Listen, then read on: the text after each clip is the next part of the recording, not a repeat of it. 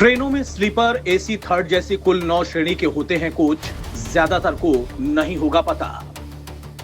ट्रेनों में सफर करने वाले ज्यादातर यात्री sleeper class, first, second AC जैसी कुछ श्रेणियों को ही जानते होंगे, लेकिन आपको पता है इस तरह की कुल 9 श्रेणियों के कोच होते हैं जिसमें आप सफर करते हैं।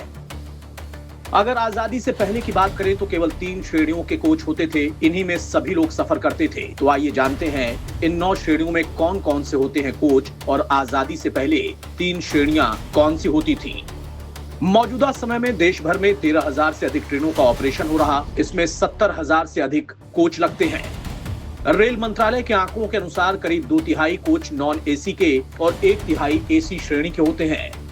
हालांकि एसी कोच में सफर करने वालों की संख्या 95% और नॉन एसी में केवल 5% है।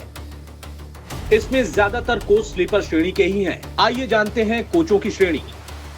टिकट पर लिखा S1 का मतलब स्लीपर श्रेणी होता है। इसमें कोच S2, S3 आगे बढ़ते जाते हैं।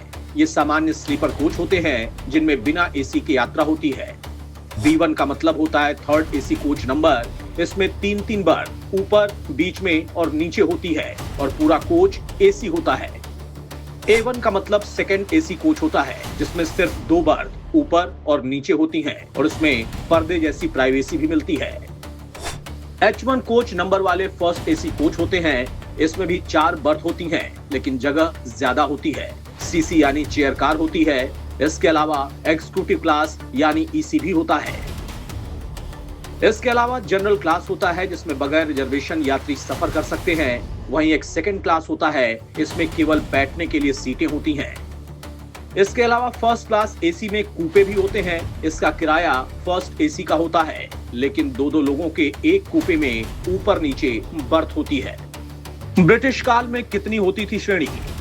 आजादी से पहले ट्रेनों में 3 श्रेणी के कोच होते थे। पहला फर्स्ट क्लास, दूसरा सेकंड क्लास और तीसरा थर्ड क्लास होता था। इसी में सभी वर्ग के लोग सफर करते थे।